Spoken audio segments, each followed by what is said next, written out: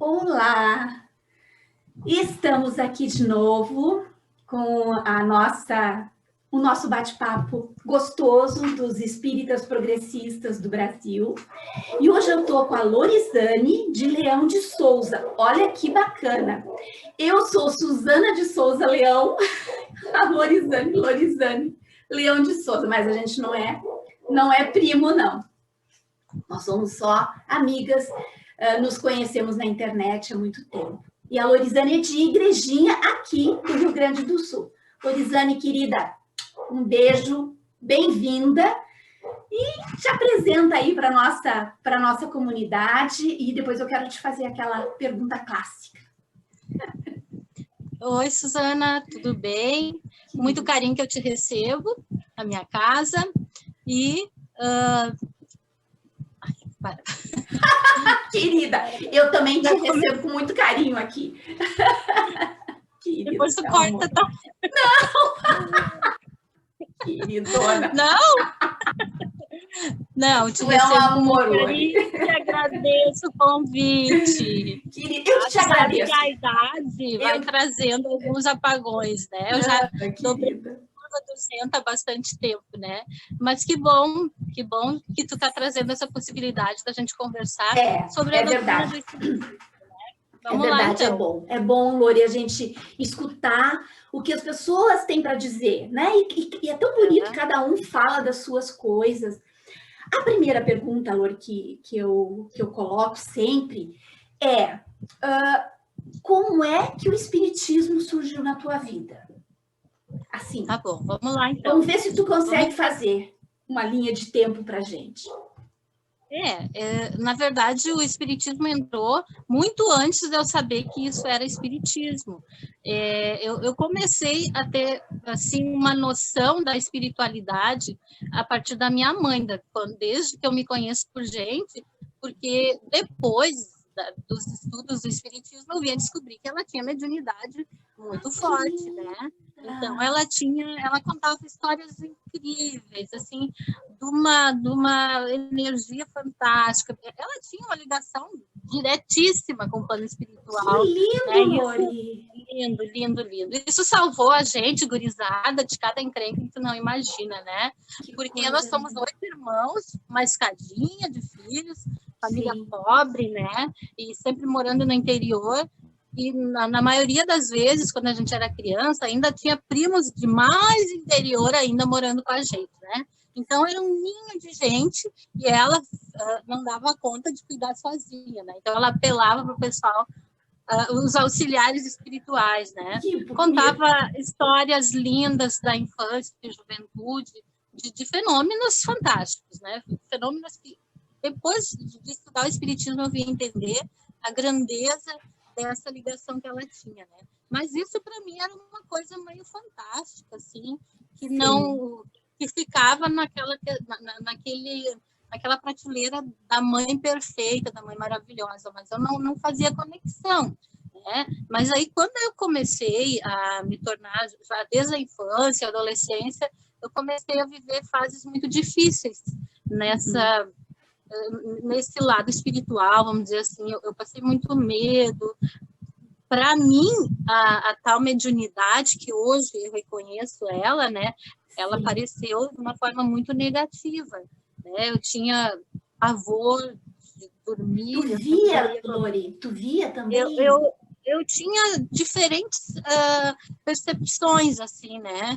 Eu vi, né? Eu cheguei a visualizar pessoas que comprovadamente não eram encarnadas, né? Eu sentia muito a presença, e isso era mais forte ainda, né? Constantemente eu tinha alguém me falando no ouvido, me influenciando em coisas muito difíceis, muito tristes, meio que premonições que eu não queria saber, né? Sim. Então, isso foram fantasmas que me acompanharam por muito tempo.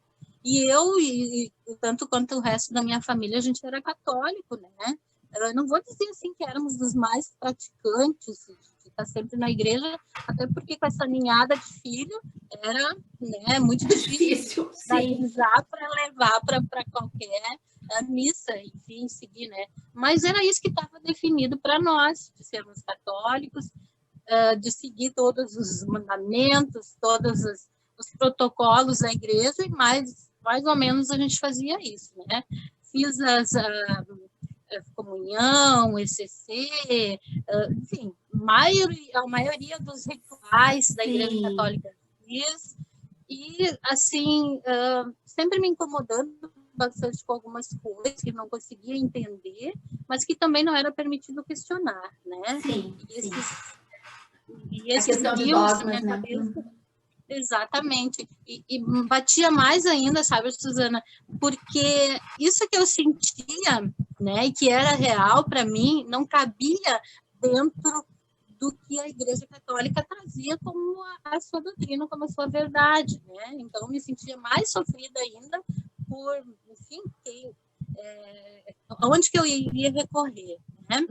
Então, nessa vivência, assim, que foi bastante sofrida, sim, e eu não tenho entendimento nenhum. Ainda piorou a situação muito quando veio a falecer uma sobrinha minha com 14 anos, né?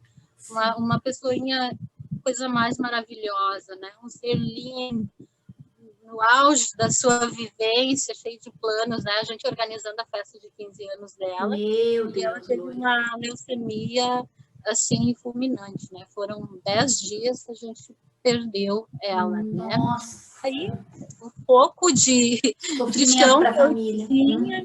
Guria, não tem explicação, né? Sim. E aí, então, dentro daquela religião que eu praticava, eu fui buscar entender os motivos pelo qual essa criança nossa, esse ser tão amado, tinha partido, né? Não tive respostas, as respostas eram vazias, né? Dentro disso que tu entende também, e que a maioria das pessoas entendem, como é a linha, né, da Igreja Católica, né? E não estou tecendo nenhum preconceito, né? Apenas trazendo as minhas constatações dentro dessa minha vivência, né? Aí a coisa ficou tão difícil, tão sofrida, que então ouvi falar que na nossa cidade tinha um centro espírita, mas também carregado de preconceitos que as pequenas cidades têm, né? Assim, aquele estigma de ser os macumbeiros, ou as magias negras, que ainda continua, mas isso já faz bastante tempo, né? Isso já faz mais de 20 anos, e a coisa era mais arraigada ainda. Igrejinha é uma cidade pequenininha, né? É muito conservadora, né? Então, tudo que aparece como diferente, num primeiro momento, é visto com muita distância, né? E até com preconceito, como a gente sabe mesmo, né? E aí, um dia que me contaram que tinha num determinado lugar, e era uma salinha bem pequenininha, assim, escondida num canto, né? De uma galeria aqui na cidade. Eu acho super bonitinho esses centros espíritas pequenininhos, assim.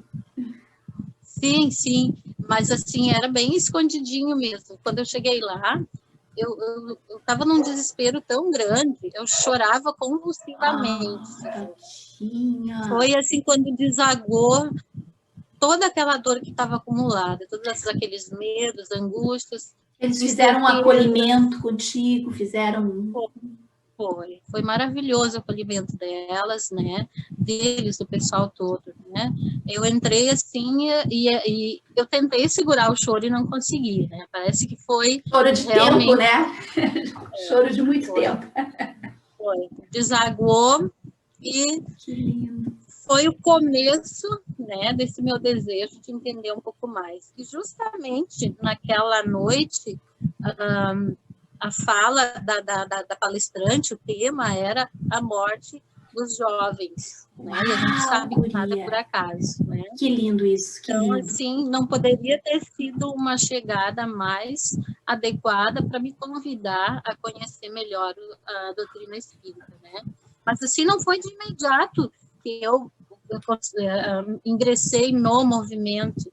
Eu, cautelosa, né, bastante discreta, comecei aí nas quartas-feiras à noite, assistir as palestras, e eu era tão cri-cri, porque assim, ó, a gente tem família, assim, uma formação de ser questionador, né? Uhum. Tanto que tu conhece a Lorisete, a minha irmã. Sim, assim, querida, um beijo para a Lori, querida. Sim.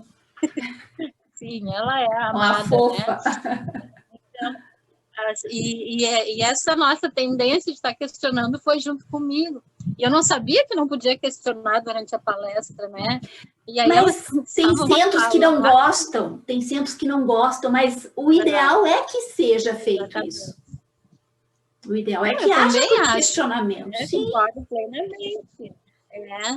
Mas não, depois eu fiquei sabendo, até no dia seguinte, assim, na reunião seguinte, que então não poderia, que a gente aguardasse o final, que conversasse no particular, né?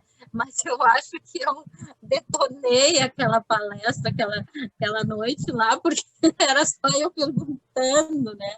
E naquela noite que eu interrompi o tempo todo, era sobre as grandes tragédias, né? Que aconteciam e vem acontecendo com a humanidade, a função desses fenômenos, enfim, né? Tá, mas, então, como eu me senti muito bem acolhida com aquele grupo, com aquilo que estava começando a fazer sentido para mim, aí eu comecei a frequentar com frequência mesmo, né? Sim. Então, assim, decidi que eu queria conhecer, me aprofundar, né? Então, isso já fazem mais de 20 anos, como te falei, né? E aí, comecei a participar dos grupos de estudos. Ao longo desses 20 anos, então, posso dizer que li muitos livros, né? Participei de vários grupos de estudos, desde o inicial, e a gente ia seguindo, ia amadurecendo, né? Então, assim, me entreguei, né? E aí, à medida também que a gente vai se aprofundando dentro dos estudos, tu também dentro da casa, tu vai te envolvendo em outras funções, né? Então, com o passar do tempo, comecei a trabalhar em passe, né? Atendimento Sim. fraterno, mesa mediúnica. Tu chegou a trabalhar na mesa mediúnica, então?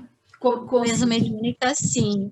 E vou te dizer, Suzana, a vivência mais maravilhosa que eu tive na minha vida foi na mesa mediúnica. Ai, que lindo! Eu vou contar isso que vai se tornar público. Sim, porque assim, é uma coisa que não tem explicação a não ser tu viver. Sim. Porque eu recebi a visita da minha sobrinha, essa querida, que a gente que coisa linda! Ela veio conversar comigo através do médium, que eu estava fazendo a coordenação, né? Sim. Não sei se tu já participou da mediúnica. Ai, que coisa linda! Então, tem um médium que é coordenador, né? Sim. E os médicos se incorporam. E eu estava coordenando e circulando, e daqui a pouco ela se apresentou para mim. Ai, meu Deus, é muito lindo. É muito lindo. Não tem como te dizer. Que presente, né? Que presente lindo. E ela estava bem, estava equilibrada, estava tranquila. Ai, que coisa linda. Eu ou ela? Ela. Tu devia estar chorando. Não, eu não sabia o que eu fazia, porque eu chorei de tanta emoção. Não, é uma coisa incrível. Ela, sim, ela assim, já fazia uns 10 anos que ela já tinha ido embora, né? E ela estava tranquila, ela disse, tia, eu estou estudando aqui, estou aprendendo muito, estou feliz e tenho muitos amigos. Olha, e aí, assim, seguiu nessa narrativa de que ela estava bem, mas ela também deu um recado para a gente cuidar do irmão dela, que não estava muito bem, né, que estava aqui com a gente. Então, assim, uma fala totalmente com sentido, né? Dentro daquilo que realmente a gente vivia, falando do pai, da mãe, da nossa história, assim, né? Que bonito, que bonito. Suzana, nossa, é lindo demais, só né? o espiritismo só quem vive essa experiência para poder entender, né, Lori?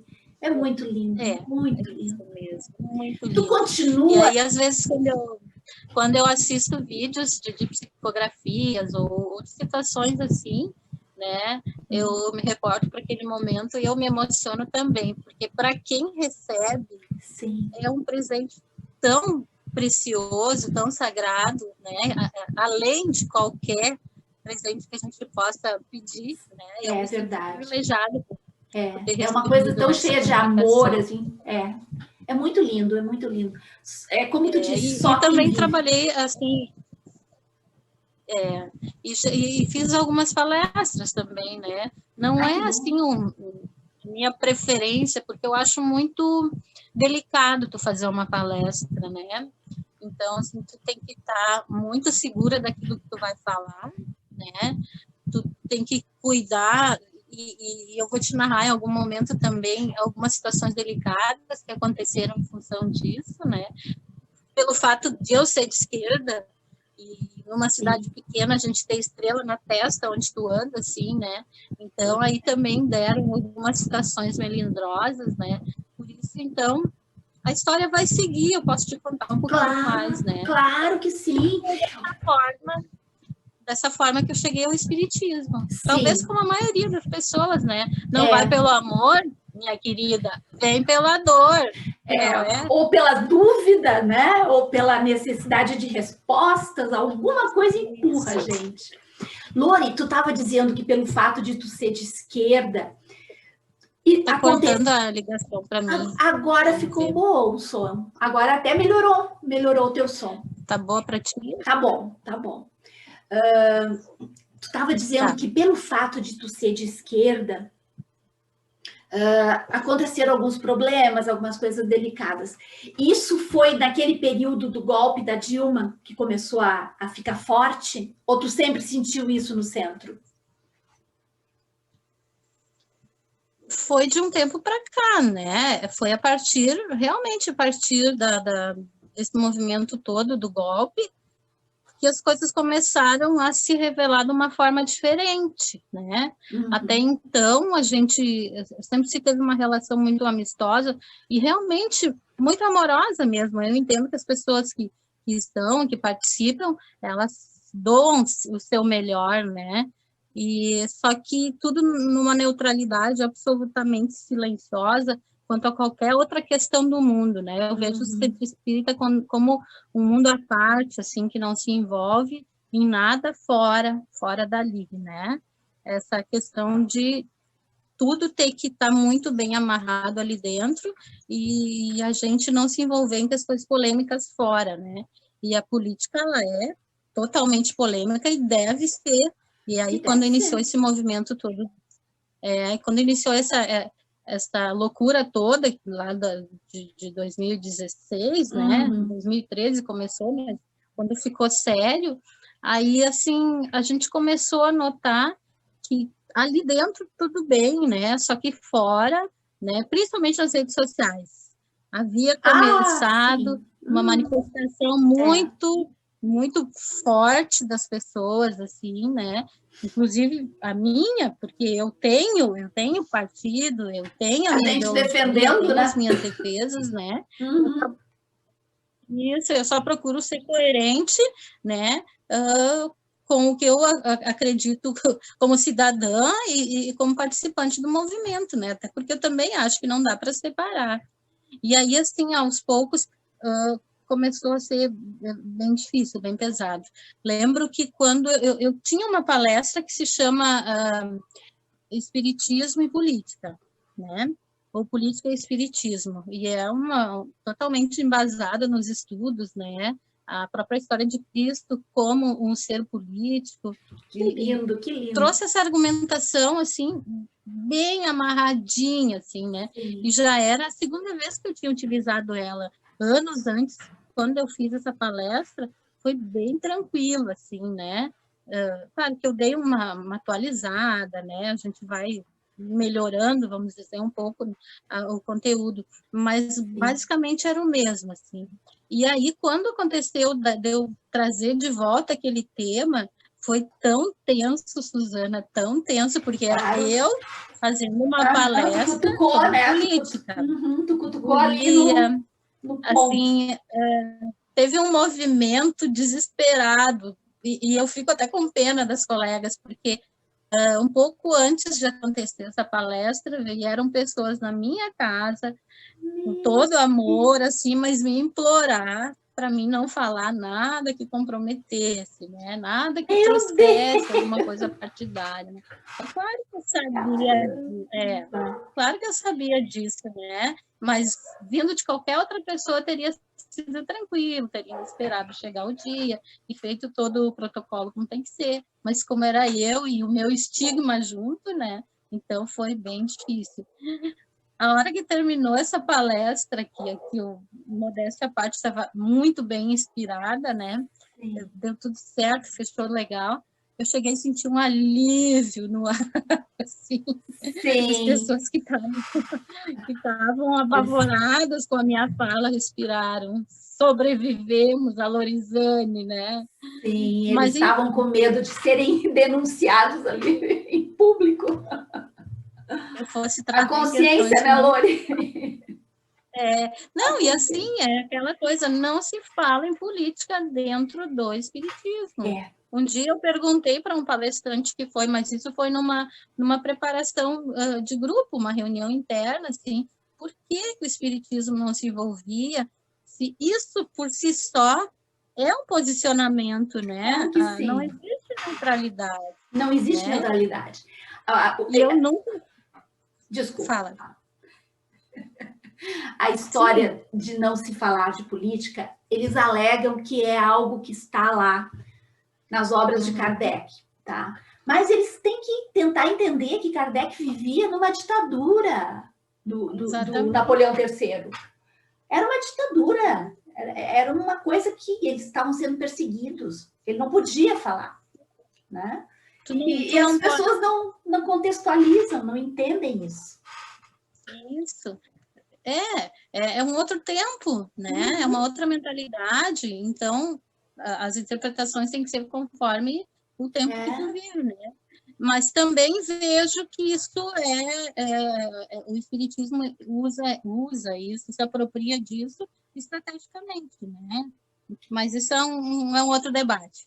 Não, mas esse é o debate da hora, minha querida. É esse aí mesmo. Alguns líderes fazem isso de caso pensado, que é para poder aparentar uma certa neutralidade. Mas, Suzana, tu viu que não existiu tanta neutralidade assim, né? O Divaldo, por exemplo, o tempo todo se manifestando. O tempo todo. Lori, eu assisti, de vez em quando eu ia assistir palestras também, né? E quando eu precisava tomar um passe, alguma coisa, eu ia para assistir algum colega falando. Eu vi um rapaz, nem era rapaz, era um homem já feito, com uma camiseta, com aquela arma, sabe aquela camiseta do Inominável, que tinha uma arma desenhada assim? O cara foi fazer palestra com aquilo, tu acredita? Tu acredita? Ai, num centro espírita com revólver. Foi permitido isso. Eles provavelmente não gostaram, mas o cara foi, né? Que neutralidade é essa? Não tem neutralidade. Mas é porque o cara não era eu, porque se fosse nós eu, é que não podemos. Nós é que não podemos falar. Exatamente. Mas eles falam com tranquilidade, com desenvoltura. Exatamente, muita segurança, né? Bom, mas enfim, o tempo foi seguindo e essa loucura que é atual agora dessa eleição, né, do momento pré-eleição, aí a coisa ferveu bastante, né? Porque todo mundo assumiu mesmo. Sim, né? Agora foi, o golpe foi o início, agora foi as sumidas. E aí eu, cada vez que tinha que ir, sabia que tinha necessidade de ir para o meu trabalho lá, eu fazia todo o pedido de proteção, porque eu criei um ranço tão grande, um asco com aquilo, me fazia muito mal, né? Porque eu sabia que fora dali éramos praticamente inimigos, né? E a gente recebia uma carga horrível de ódio, de maldade, de desejos muito negativos, assim, e lá a gente se abraçava, enfim, toda aquela cena que é necessária, né, para que a casa continue funcionando. Né? É triste, né? E aí esses colegas dando passe, fazendo fazendo palestra, né? E eu não estou generalizando, né, Suzana? Acho que todos os espaços têm quem consegue se manter coerente, né? E outros que... né? Mas esse momento revelou muito isso.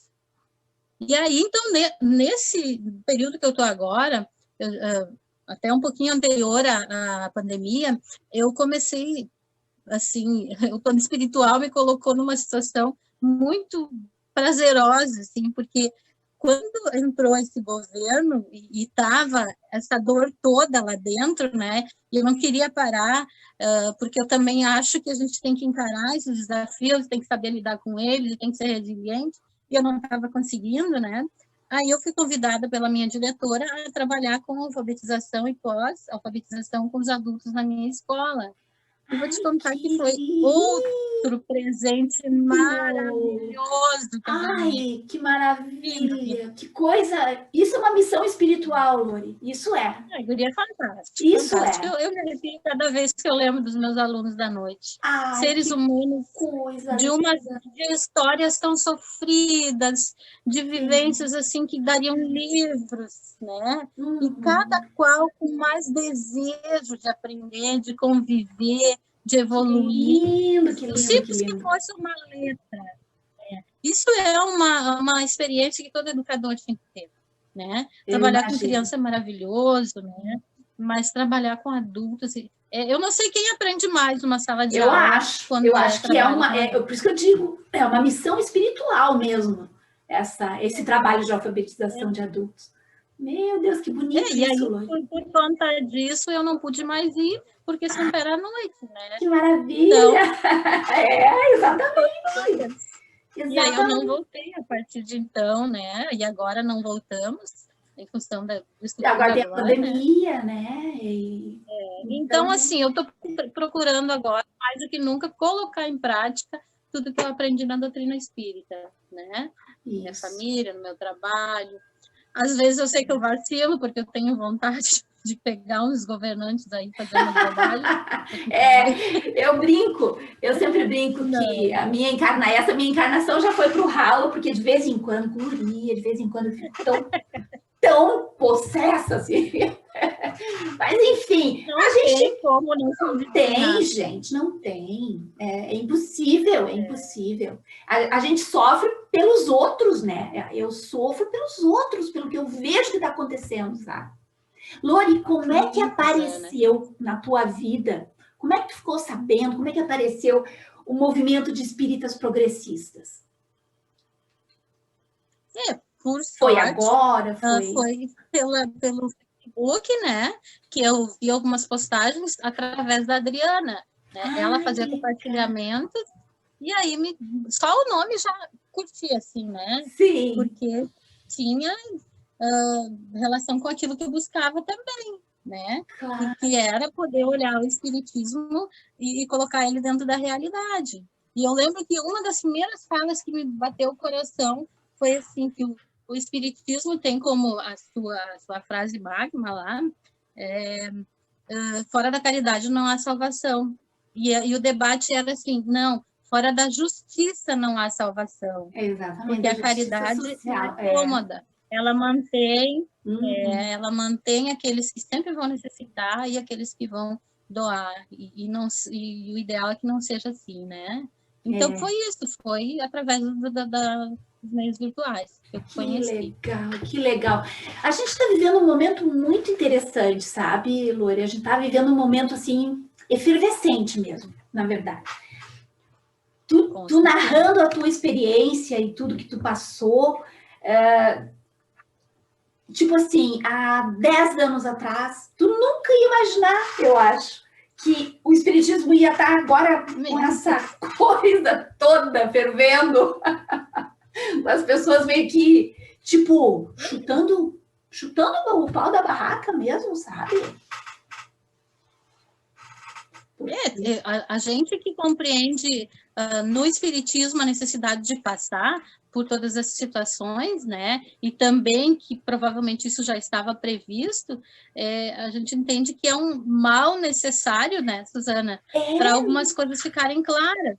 Exatamente. Que seja para a gente aprender a lidar lidar com as pessoas, lidar com as situações, mas também para a gente saber que veio não para o silêncio.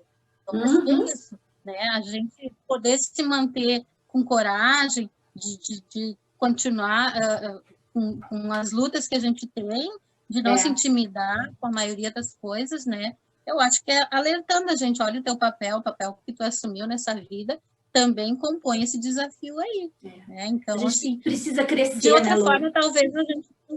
Isso. De outra forma, talvez a gente não tivesse entendido, né, esse recado da vida, das vidas. Eu acho que a gente andou um pouco acomodado, o movimento todo, nós que fazíamos parte, que fazemos, né, parte do movimento. E a gente foi se acomodando, tipo assim, tá, deixa, não vamos, pá. Só que... Mas o espiritismo, não sei se você tá me ouvindo. Tô te ouvindo, pode falar. Tô te ouvindo, tranquilo. Não, eu vejo que o espiritismo, ele é essa doutrina que acomoda, né? Porque ela sempre diz assim, que é pelo silêncio, é pela introspecção, é pela reflexão, e muito pouco pelo movimento, né? Eu também penso assim, menos oração e mais ação. E não é essa a principal proposta. Parece que eu entendo assim, nos meus pensamentos, que tudo aquilo que a gente lê, e são obras intermináveis, né? Elas te colocam prontos para agir. E parece que quando chega nessa parte, a gente só continua lendo, e continua lendo, e continua lendo, né? Exatamente. Então, assim, é a chamada para ação, né? Esse tempo desacomoda. Porque, na verdade, a doutrina em si, ela, como tu disse, ela vai te preparando para agir, ela vai te dando ferramentas para que tu possa encarar a vida, encarar as coisas. Mas o movimento das pessoas, dos espíritas, esse foi sendo cristalizado. Isso. Talvez, né, Suzana, seja porque é uma doutrina que ela, na sua grande maioria, ela é meio elitizada, né? Classe média alta, que, né, não sei como seria diferente, que não tem noção de fato da realidade, ou se tem, procura, né, não se envolver com ela, negar ela, então continua sendo essa doutrina acadêmica, né? Exatamente. E esse conservadorismo exagerado, essa coisa maluca, esse apego, é justamente por isso, para que a classe média continue sendo sempre a classe média, os pobres continuem sempre sendo os pobres, né? E cada um no seu quadrado e ninguém faz nada.